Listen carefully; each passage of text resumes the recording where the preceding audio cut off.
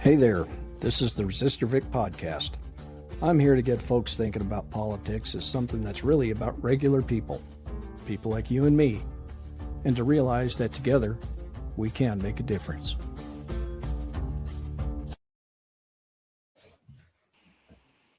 Hey everybody, this is Big Mike. I am guest hosting for Resistor Vic while he is on the campaign trail for House District 47 here in Colorado. But here with me tonight is Resistor Vic himself, and we will go ahead and bring him in. Hi, Mike. Hey Vic, good to see you. All right, so I know that this is your show, but I want to say first, everybody, I know that Mike is a much better interviewer than I am. So when you come into the comments, don't feel bad about saying, hey, you should let this guy guest host more often. Well, I certainly appreciate the compliment, but tonight I am here checking up on you, your campaign, how things are going. So start us off. This is the first time we've talked since the, I think, first weekend you announced. So tell us how the campaign's going. Well, so far I'm very happy with the donations. I don't want to say how much I've got yet because I don't want to give the opposition any heads up. But let's just say that it's working well so far. I have 50 states and DC supporting me. I think it's going to be a robust campaign, and I'm very comfortable and happy with how it's going so far. I've got people reaching out to me to volunteer to be digital media specialist and, some of the key things I'm going to need. So yeah, so far so good. It's only, not even 2 weeks in yet, or just 2 weeks in yet. And there's lots to do yet, but so far so good. Awesome. And what are you hearing from the party? I haven't reached out to the party. Shad Murib and I are not exactly friends. Yeah. I worked hard to try and get somebody else to be the state party chair, and the guy I was backing didn't make it. I don't agree with how Shad Murib does a lot of things in the party. So I don't expect any support from the state party. I mean, if they want to give me support, I will take it. But I'm counting on this being a grassroots effort. My local parties, the county level parties, are very supportive of my candidacy. And yeah, that's what I need more than anything is people in the district caring and wanting to see me win. Gotcha. And have you reached out to any of the progressive groups like Justice Democrats or any of those other? Not yet. It's on my to-do list. Okay. Gotcha. And sorry, I'm still not 100% used to being live. Can you see comments? What's that? Can you see, go up on the right side of the screen into the comment box? Comments. Now we can keep an eye on what folks have to say about us. If somebody's got questions, they can ask. Folks, I've asked Big Mike to be my guest host, not just tonight, but going forward. Maybe we haven't discussed all the details yet, but I'll do some episodes maybe here and there, but Mike's going to be doing my podcast for me. Again, because I've watched enough of his interviews to know that he's a better interviewer than I am. And I trust him to keep the podcast in good hands. Yes. And Vic, I understand you're making some progress on the issues part of your campaign. Are you able to update us on that, or is that? Yeah. Yes. One of the volunteers that I have is somebody over in Durango. He's like, I've been following you for a while. I really like your message. And because if you saw my first campaign website, it was pretty bare bones with almost no information, basically a donate button. And he's like, let me do your website. So he got it built and it's up, and I haven't checked it in the last hour or so, but my first policy paper is going to be put up on my website. If not today, then hopefully tomorrow. And it deals with, well, let me back up a little bit. I did a video about, I don't know, 3 months ago, maybe, on the Kentucky 6 race, because the old guy, I don't know if you follow him, but the old guy in Kentucky, he saw one of my videos on a candidate. He's like, you should do Kentucky 6. So I looked over the 3 candidates, and I couldn't see anything on their website that told me anything about them or what they were running on. So I kind of blasted them in a video. I said, I did like you asked, and I'm not impressed. One of those candidates, Karen Petrie, said, I'll come on your podcast and I'm not an empty suit. And she did, and she is not an empty suit. But the point is, I want my website to be one that informs people. I want them to on. And as the campaign progresses, you're going to see more and more detail about the specific issues I'm running on. There's a lot on there right now based on all my videos over the last 2 years. Tells you my political philosophy and everything, the issues that I care about. But the issues that I'm specifically running on are going to be populated there with policy papers.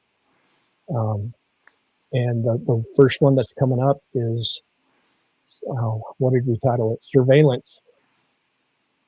Surveillance state. I want to prohibit the use of automatic license plate reader cameras in Colorado on government property. You can't do it on private property. That's a constitutional issue. But we can prohibit governments from having them. And we can prohibit government in Colorado from collecting and using the data. Because right now, the federal government is taking this data, and people think that it's just for immigration, but it's not. They're tracking Americans' movements all day long, every day, all across the country. They can tell you where you went Tuesday afternoon when you left work and who you met and where you met. I mean, that's some creepy stuff. And I don't think the federal government should be able to do that. And I don't think the state government should help them do that. And we can fight back against that by outlawing the use of license plate readers in Colorado on government property or for government use. And we're just seeing the mayor here in Denver was getting some pushback on his contract with Flock. Yep. So, of course, he ended that contract and has gone with one of their competitors, supposedly more secure. Always hard to tell with any kind of data. There's always a chance of a breach. And, of course, I believe they also have a contract with DHS, not necessarily with ICE. So ICE is a subsidiary of DHS. Exactly. So if it's with DHS, it's with ICE. So yeah, I guess what are your thoughts on the move? Is it any better? Is it kind of a lateral throw? Different horse, same destination. And one of the pushback that he's getting is from law enforcement. But to that, I say, we went almost 250 years without needing mass surveillance of the public, and we were solving crimes. Yeah. You know, we solved crimes without intruding on people's civil liberties before, and we can keep doing that. We don't have to give up our liberty in order to find out who stole the car.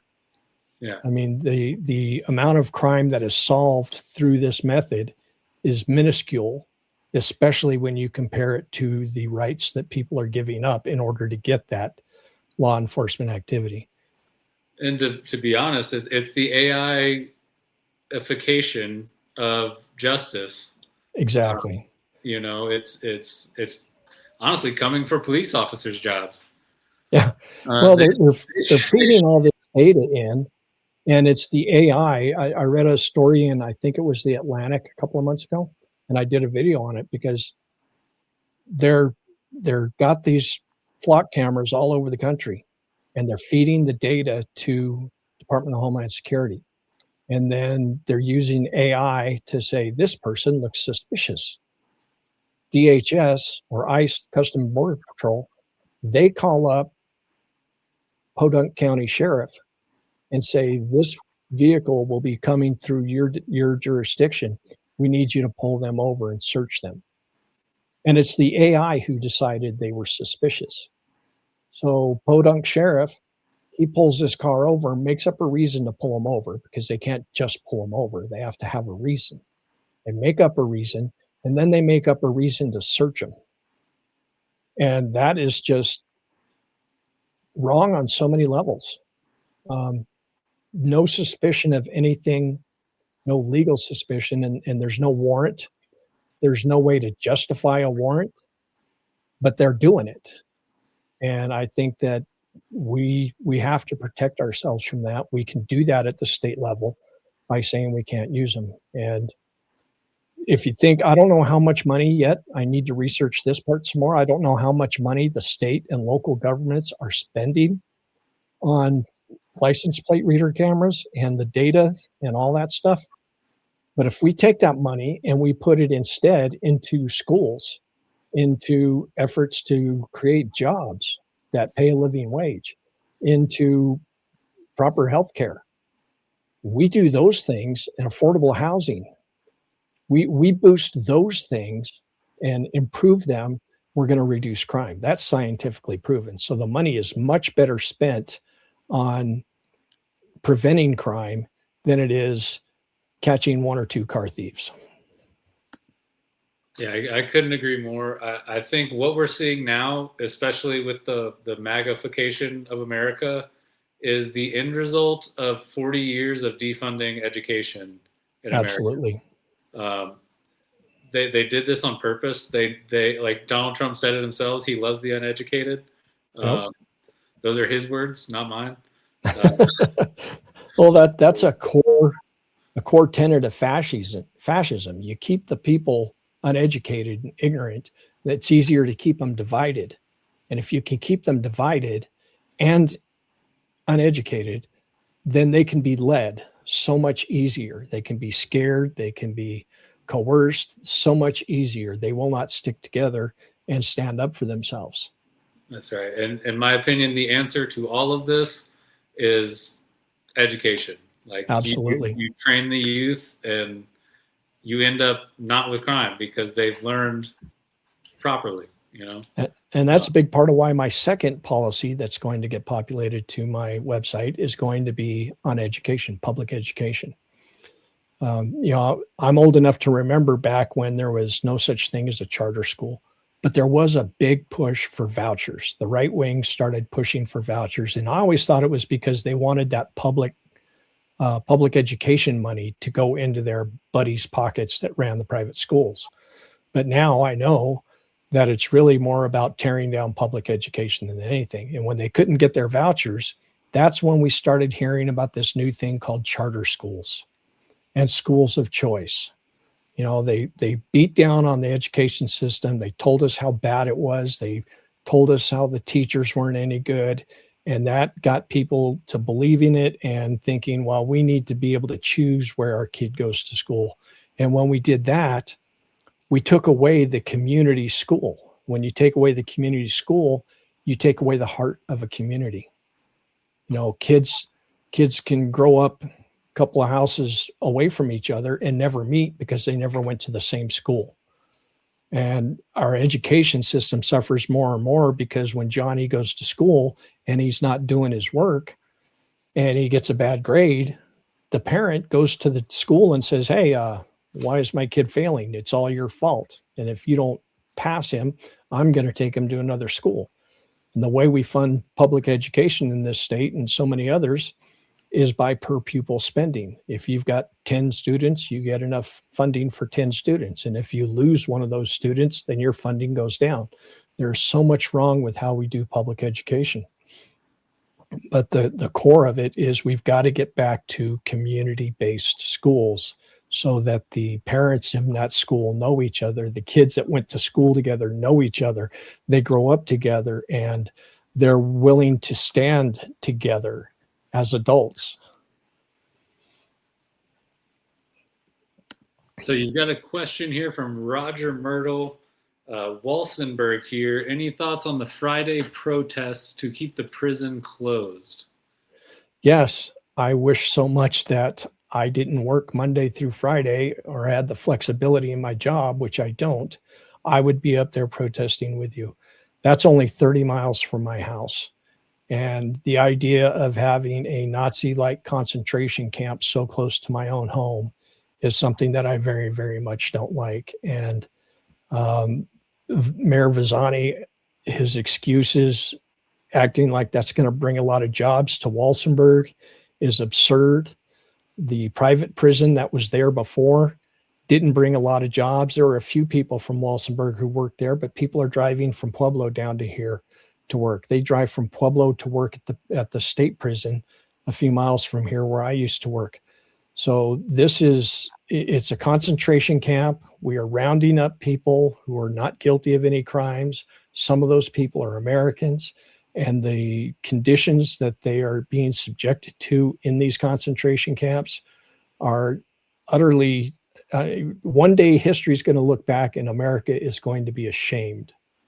And I don't want that anywhere near, I don't want it anywhere in America, but I especially don't want it in my own backyard.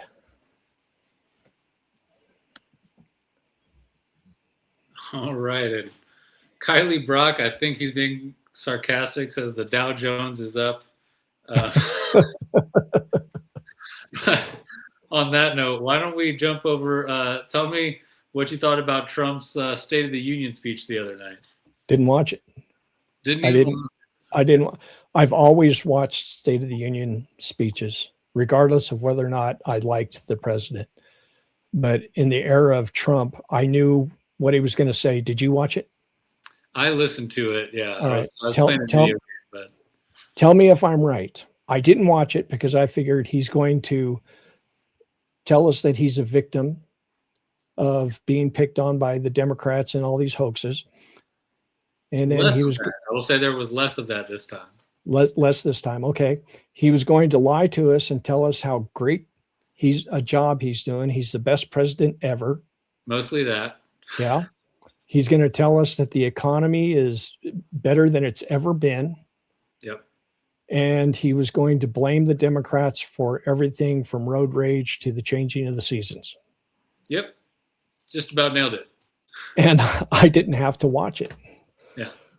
He also gave out a bunch of prizes. It looked like an episode of The Price is Right.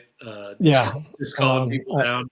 I've seen some of the coverage of that. And, you know, he did exactly what you said. He turned it into a game show or a reality TV. And it's really unfortunate. It used to be a serious event. Yeah, it was, you know, just frustrating to listen to, honestly. And yeah, and the yelling and the, you know, cries from the Democrats, not a good look in my opinion. I understand protesting. I don't know if you like, I would have just not gone with the Midas Touch guys outside if I was going to do that, you know? I think the best thing that the Democrats could have done is either all show up and make no kind of spectacle at all. Yeah. Just sit there. Yeah. Sit there quietly. Let the country see what a buffoon he is. The only other thing that might have been good is if all of the Democrats in unison would have started chanting, "Release the files." That is the only other kind of protest that I would have liked to have seen there. Yes. Or just don't go. Like, I think a couple of them didn't. Yeah. Boycotted the event. I would have just either all gone and sat quietly or just all not gone. Right. Because the yelling and the screaming just isn't a good look to me. You look like Marjorie Taylor Greene. You know what I mean? Exactly. Yeah. Let the clowns run the clown show. We don't need to jump in the clown car with them. That's right. Look, somebody wants you to run for prez. No, oh, that's my wife. That's why. Okay. Let's see. She must be watching at work. I think you're already more popular than I am, Mike. The following accounts would beg to differ. So what else you got for me? I'm I'm coming off an 11-hour day of work, so I'm kind of freestyling a little bit here tonight. Cool. But let's see. We had pick the easy questions, Mike. Vic needs them. Oh yeah, there's a couple trolls out there in the audience. Theory and thumbsticks. Thank you, Ivan, for contributing to my follower count.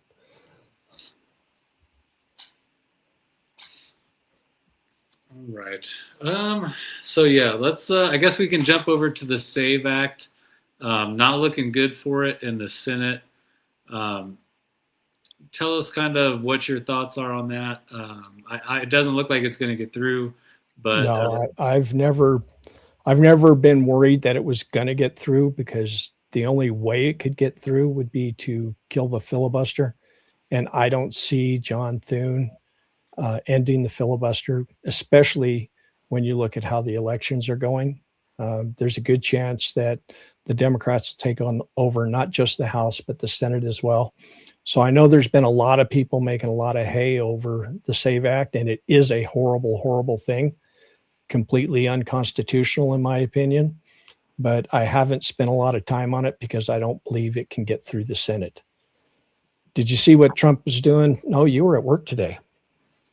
Nightly news tonight, they were talking about Trump is preparing an executive order to declare a state of emergency for elections so that he can impose rules nationwide on voter ID and things like that. Basically, the SAVE Act, because he knows it's not going to get through the Senate. But that is wholly unconstitutional. The Constitution is very, very clear that the states are the ones who control their elections. The federal government has no say in it. The only thing the federal government can do with respect to elections is make sure that the Constitution is followed with respect to eligibility, and they can do campaign finance reform for the federal offices, and they can set dates and things like that, but they can't make up the rules for the states to follow with regards to the elections, because the Constitution is very clear. Even this right-wing authoritarian loving Supreme Court that we have, even these guys are not going to have enough votes to find that constitutional. So, at the end of the day, it's just headlines trying to drum up, I think, fear among the electorate, trying to make people afraid of going to vote.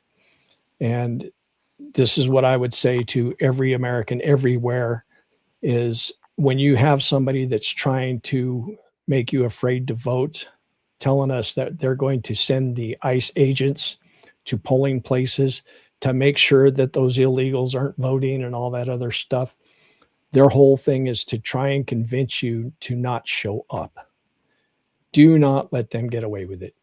I did a video a little while ago about General McAuliffe in the Battle of Bastogne in World War II, when the 101st was surrounded by the Germans, and it was looking very, very bleak. And the German commander sent a letter to General McAuliffe and said, "You've got 2 hours to surrender." General McAuliffe's only answer was nuts. One word, send it back, nuts. So if you're walking up to a polling place and there's some ICE goon sitting there trying to intimidate you, walk up to him, smile at him, and say nuts, and then go in and vote. I like it. A Vice with Virtue wants to know what your thoughts about your thoughts on AI data centers here in Colorado. AI data centers in Colorado. I've put a lot of thought into the whole AI thing, because I'm hearing a lot of controversy over how much energy they take and water that they use and things like that. So I looked into it, and yes, AI centers take a lot of energy. But here's the thing: AI is not going away. Just like when Henry Ford was building the horseless carriage and they started driving over the trails that the cattle and the cowboys rode on, and the cattle and the cowboys were pissed off, it didn't stop that technology from advancing. The answer isn't to waste energy fighting against AI existing. The answer is to fight for the infrastructure and the things that we need to keep it from being damaging. We need to fight for more renewable energy. We need to fight for the storage capacity for renewable energy. We need to put rules in place. Some of the, when it comes to the water usage, it's true that a lot of them use water to cool their systems. But I found my research anyway showed that the ones that are using water to cool their systems are in places where there is abundant water. And the places where there's AI centers and there's not a lot of water, they're using other methods, mostly electricity and HVAC systems. So the answer is not to pretend that we can fight it and keep it from being there. The answer is to reinforce our infrastructure so that it's not damaging. Yeah, I hear that. And I recently heard that they don't even need to use as much water as they do. They do it because it's the cheapest way to do it. Yeah. But they have like circular cooling systems that reuse the same water. And there's better ways to do it that don't, especially here in Colorado. I mean, we just had a fire in Thornton in February, and our entire water supply is in question right now. Wow. So it's not looking good for the Western United States and AI data centers. There's no snow on the mountains west of here. It's crazy.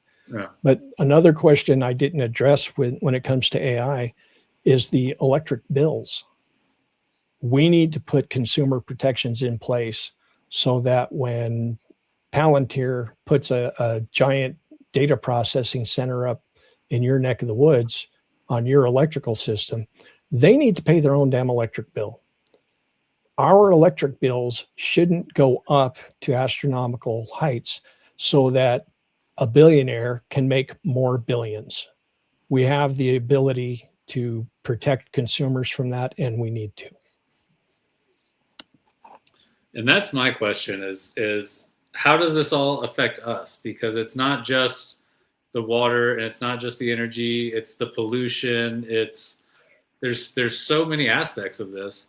Not to mention it takes about 5 people to run a data center after construction. So you're not creating jobs for the community. No. So honestly, what value are you bringing to the table? It seems like you're really only bringing negative impacts to any community you bring this to. Especially if we're using that data center to process flock cameras. Yeah. Bringing up the question of regulation of AI. Right now, the feds want to keep the states from regulating AI. There's nothing maybe the Commerce Clause of the Constitution gives them a little bit of leeway there, but we need to push for our own regulations anyway, and then dare them to beat us in court over it. I don't think we need to just cede the issue to them. We need to put in the regulations that we need to put in to protect Colorado citizens. Right. Let's see. Microbrews Rule says, how about Kansas invalidating trans persons' driver's licenses? Where's that at? In the comments. A little bit further. Is it down up. Near the bottom? No, it's a little bit further up, but it was your thoughts on Kansas invalidating trans persons' driver's licenses. Oh, okay. I misheard what you were saying. You know what? When I served in the military, when my dad served, when my grandparents served, going all the way back to the Revolutionary War, men in my family have served in the military. And we served for all Americans. We didn't serve for just white men. We didn't serve for white straight men. We didn't serve for white Christian men. We served for all men and women in America. We served the Constitution. And the whole, Kansas taking trans driver's license away and other movements across the country, it's wrong. We need to fight it. And we need to recognize that the reason they're doing this is to give their core base voters something to latch onto. Because if they're not latching onto that kind of thing, then they're latching on to the fact that, oh crap, I can't afford groceries. So it's a distraction technique among the far right to keep people focused on anything except the kitchen table issues. And the way we defeat that is by staying determined and getting rid of all of these MAGA right-wing fascist-loving Republicans that are in office. And I want to say, because I'm in a very Republican district, I say that knowing that this is a Republican district, but also believing that most of the Republicans in my district are not MAGA Republicans. They're more traditional conservative, George Bush, Ronald Reagan type Republicans that I don't believe buy into this right-wing stuff. And we've seen some Democrats, particularly, our favorite person, Gavin Newsom. Yeah. Sarcasm, of course, to the audience. On our previous podcast, we discussed our disdain for the man. But we've seen some Democrats try to start backing off of support for the trans and the LGBTQ. What are your thoughts on the Democrats trying to distance themselves from that? And how do we... I think it's just a continuation of the Washington, D.C. Democrats listening to consultants instead of getting out and talking to people on Main Street America. It's another example of the Republicans being willing to fight for something and beat the Democrats into submission rather than the Democrats sticking together and fighting for what's right. And it's all because they're listening to consultants who are telling them, well, this is what our polls say. And, they really beat us up in the last election over that. You know what? If the Republicans want to keep pushing these fringe social issues, I know if you're a trans person, that's not a fringe issue to you. I didn't mean it like that. But if they want to keep pushing these social issues to divide people, then the Democrats need to double down on things like affordable housing, a living wage, labor support, all the things that we had in the 50s that made America, built the middle class, the things that will raise people up so that they have time to spend with their families again, so that we have reduced crime. Democrats should be fighting tooth and nail for that kind of thing. And if they would, then the Republicans would largely be ignored on all their social issue stuff. And if they're being ignored on them, they're not going to fight for them because it's not working. Yeah, the failure of the Democrats over the past 40 years to coalesce against this, right-wing economic plan is what I think landed us here. Absolutely. It's why rural America doesn't go along with the Democrats anymore, because the Democrats have become Wall Street. And it allows the Republicans to scapegoat minorities, LGBTQ, anyone, socialists, communists, the liberal media, literally everyone but themselves, scapegoat anything else. But it's frankly a right-wing economic plan that we've been living under for 40 years. Yeah. And if we would get a real leader in the Democratic Party, I don't think we know who our next presidential candidate is yet. I don't think it's going to be Gavin Newsom. It's not going to be Pritzker. It's not going to be Shapiro. These are the names that we're hearing right now, but the real leader hasn't stepped up yet. And I think the real leader will step up when grassroots Democrats show that we are ready for a real leader. And we can show that in part by getting involved in the primaries and making sure that people like Jurassic John Hickenlooper doesn't make it through the primaries. And Michael Bennett, I got a text from him just before we started. I'm running. It's like, no shit. We all know that you're running for governor, but you shouldn't be, because you're a lousy senator. And the sooner the electorate at large fights back in the primaries by tossing out every incumbent they can, that's when the Democratic Party will say, uh-oh, we've got to change our plan. And that's when we will see a real leader emerge in the Democratic Party. Have you followed Plattner up in Maine at all? Yes. Did you see the numbers that came out this week? I did not. He's up like 40 points on, is it Mills he's running against? Janet Mills, yeah. Yeah. It was like 62 to like 24 or something. It was crazy. Yeah. What's crazy is she would be 78 years old if she went on to be the nominee and won. Why on earth would you elect a 78-year-old senator for the first time? And I think that would be the record, right? She would be the oldest elected. The oldest elected senator. I can't swear to it, but I think so. All right. A Vice with Virtue wants to know what your thoughts on abortion are. One of the videos that kicked off my social media, for lack of a better word, success, I went out and told people how I felt about the day that my wife miscarried. And, you know, when she became pregnant, we were not planning on having any more kids. As a matter of fact, I already had my appointment set up to go to the vet.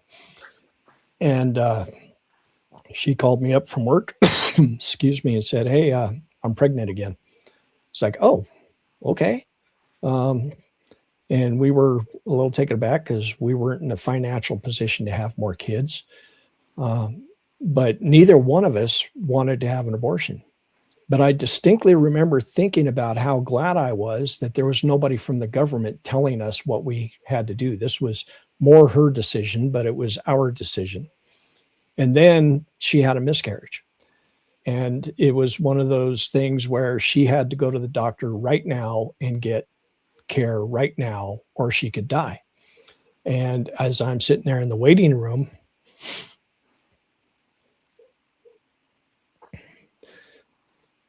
I remember thinking about how glad I was that there was nobody from the government telling us that she couldn't get that care she needed. And Carmen Brewster, who's trying to write in our petition onto the primary ballot for governor, if you haven't followed Carmen B. Not in Idaho, she went through that in Idaho where they were denying her the care and she almost died. And so many women around this country have died because their healthcare decision has been put in the hand of religious zealots. And I don't even think the people behind it care because they're rich people who can take their wife or their mistress wherever they want to get their abortions. It's all a control factor. In my mind is the government, the federal government, the state government, the local government, they have no business whatsoever injecting themselves into the healthcare decisions of anybody, man, woman, child, whatever. It's none of their damn business. And we need to do everything that we can in Colorado to protect the rights of women to have their privacy and make their own healthcare decisions with their doctors, because that's something that's coming down the road. The Trump administration is going to do everything they can to take away the rights of women across America to their healthcare choices. And that's one of the things I'm talking about when I talk about making Colorado strong enough to withstand that, to withstand a tyrannical federal government.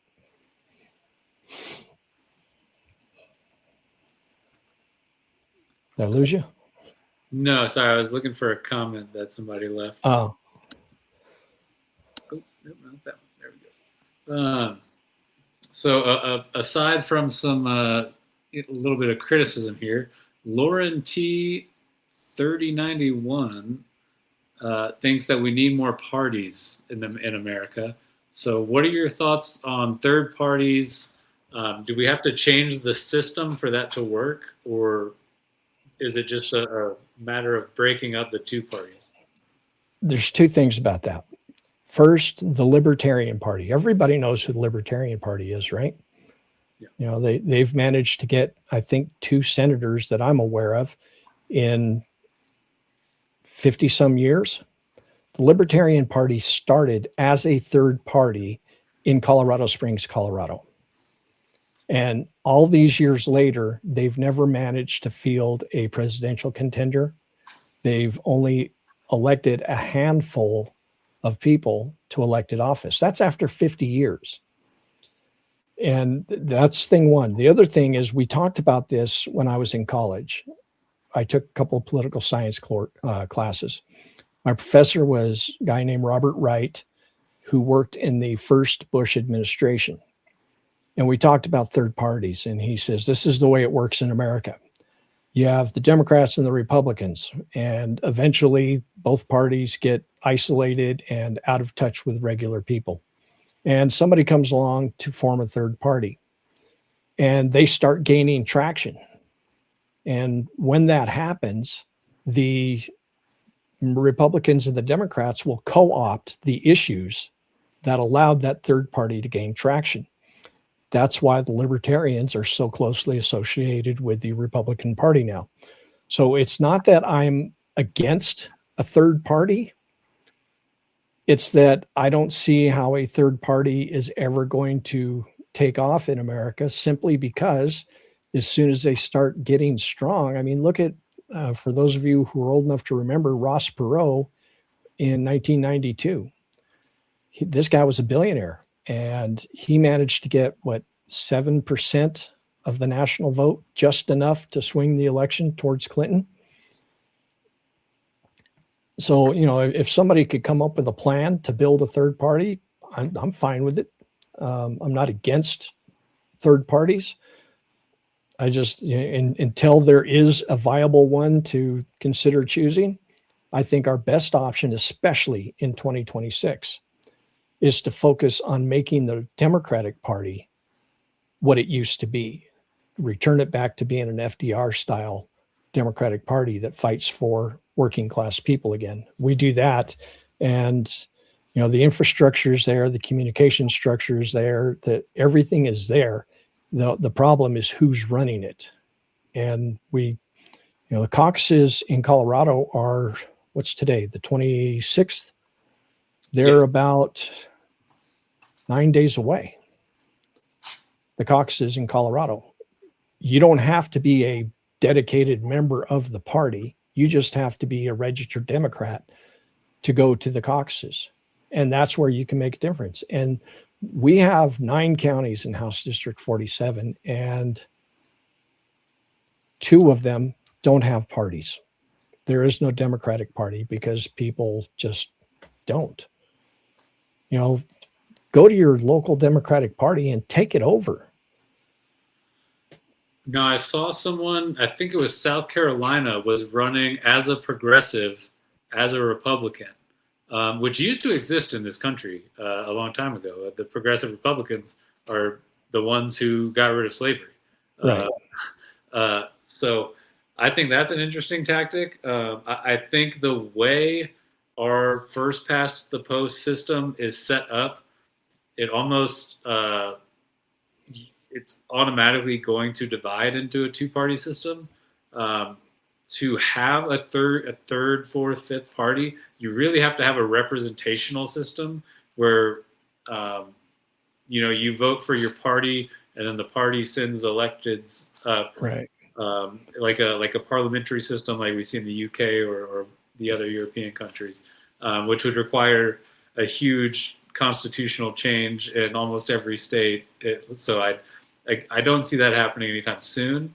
No. I'd love to see that happen, but I don't. We can't wait for something like that to happen. Frankly, we don't. It's too urgent that we do something now to get government to focus back on Main Street. And when I say Main Street, I'm talking about the bread and butter issues, not the social divisive issues.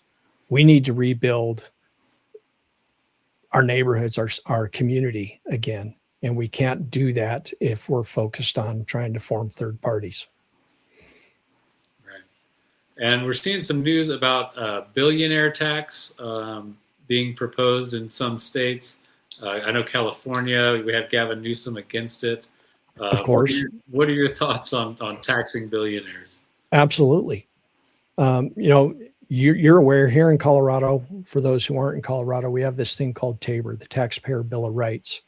And it says that we can't raise taxes without a vote, whether it's at the municipal level or the state level. You can't raise taxes without the people who are going to be taxed raising or voting in favor of it, unless your municipal area has voted to end TABOR for that municipality.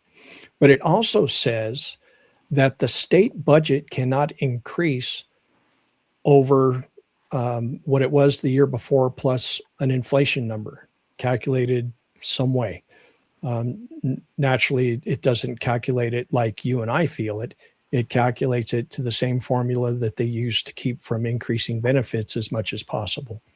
So what's happened over the years is expenses, the cost of highways, the cost of employees for the state government, the cost of everything that the state has to pay for has gone up a lot more than inflation, the way they calculate it.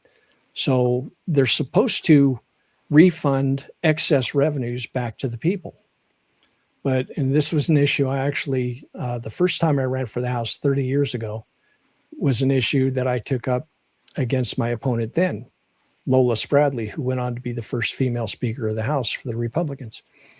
She had all these personal property business tax breaks, and they pay for these tax breaks for businesses by taking the TABOR refunds.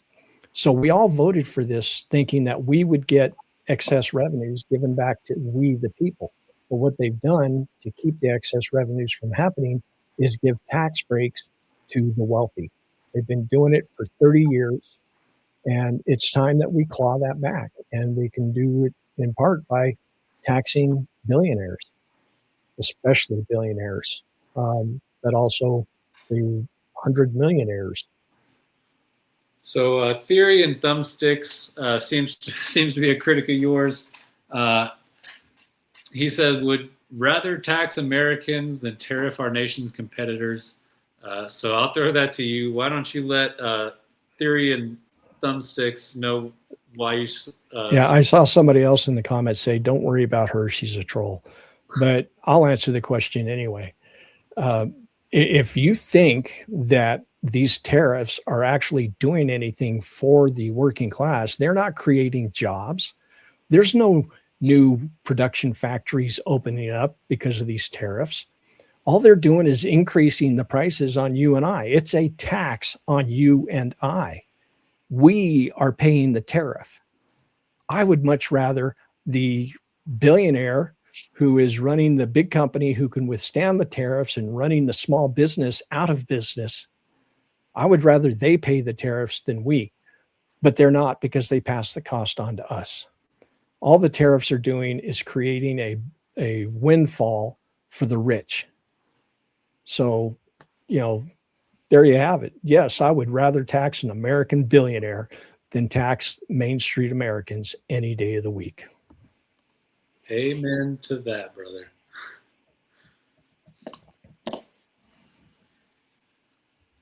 Yes. All right. So we're coming up. We're almost to 50 minutes here.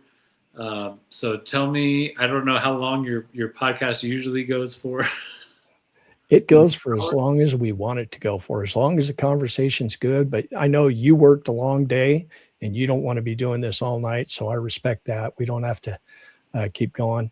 Yes, I also have to get dinner ready for the wife when she gets home. So yeah.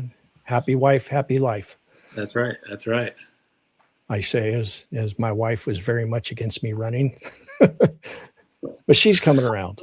A man's got to do what a man's got to do, That's exactly why I'm running. I couldn't not run, not when I've got a state representative who is a bona fide proud boy, somebody who literally led the Republicans in the Colorado House to turn their backs on veterans who were talking to the state legislature about January 6 pardons. How could I let this guy run unopposed? I mean, I wanted to run against him 4 years ago when he first ran, but I knew my wife didn't want me running for office again. And I wanted to run against him 2 years ago. But again, my wife was like, no, we're done with campaigns. But this time, when I couldn't find somebody else to run, I was like, I'm sorry, my love, but I have to. If I don't, I will regret it the rest of my life. Yeah. Well, I think now's the time. I think now's a better chance than ever for Democrats. I mean, it's looking super good in Texas. I know we've been saying it for 25 years now. Good chance. We have. This is the year. This is the year. This is the one. Yeah. But no, Vic, it's been great catching up. Again, for those who are just joining us, I'm Big Mike. I will be guest hosting for Resistor Vic while he is on the campaign trail, so he can, focus his sights on that for the time being. You can find my channel. I'm Big Mike on TikTok and at Big Friggin' Mike on YouTube. That's friggin' with 2 G's and 2 I's. So find me there, and you can support my channels on Patreon. And I'll throw it over to Vic for the closing words. All right, folks. If you want to help me defeat a Proud Boy, veteran-hating scumbag, I know in this day and age, you're not supposed to talk about your opponents like that. If you want to help me bring protections to Colorado to fight back against a tyrannical federal government, if you want to help me protect and build up the rural schools in southeastern Colorado and protect our rural hospitals, which are under great threat because of Medicaid cuts. If you want to help me do those things, this is my website. It's scrolling across the bottom, vicforhd47.com, vicforcolorado.com, vicmeyersfordemocracy.com will all get you to this site, and you can donate from that site. You can sign up to volunteer, although we're still getting up that part set up. But you can go to my website, support me. You can learn a lot more about me. I've got 2 years of videos on TikTok and YouTube telling people exactly what I think about political issues. And I would very much appreciate your support. If you are in House District 47, let me say to you, I would appreciate your vote in November. Sounds good. All right. Vic, if you want to stick around, and we'll go ahead and end the stream. All right. Thanks for everybody who tuned in. Thanks, everybody. Have a good night.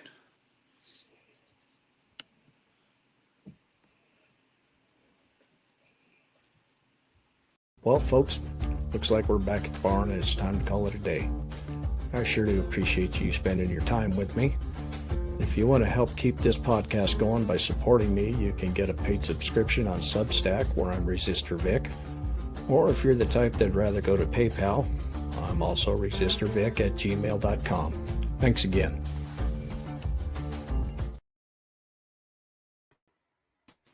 All right. Is